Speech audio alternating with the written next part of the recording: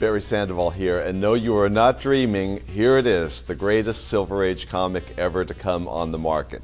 Fantastic Four, #1, CGC graded Near Mint Plus 9.6. There are only two 9.6 copies. There is no 9.8, and there aren't all that many 9.4s or 9.2s either, as you can see on our web listing. If you're not as familiar with Fantastic Four #1, just to set the chronology for you, we're in 1961 here. This is what started the Marvel Age of Comics, with Stan Lee and Jack Kirby doing something new and different. At the time, Marvel was publishing monster magazines and romance comics and westerns.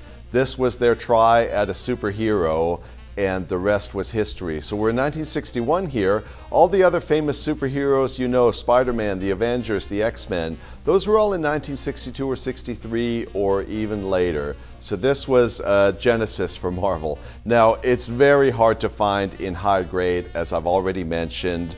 See the white cover that gets smudged up so easily.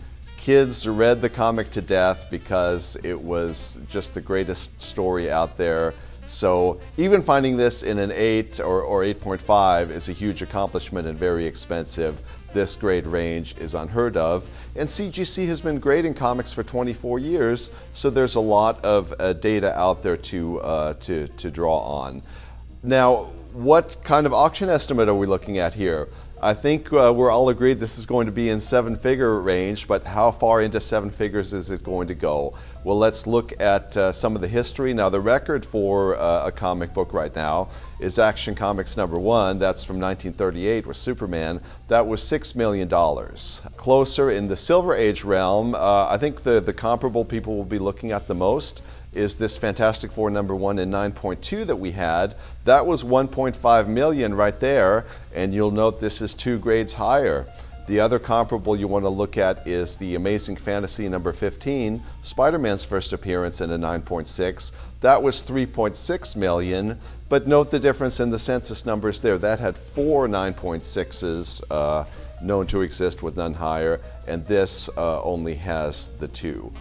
The other new thing with the Fantastic Four that's making things so interesting is we saw the recent announcement that there, of course, have been several Fantastic Four movies already. Now they're joining the Marvel Cinematic Universe. That should take things to another level.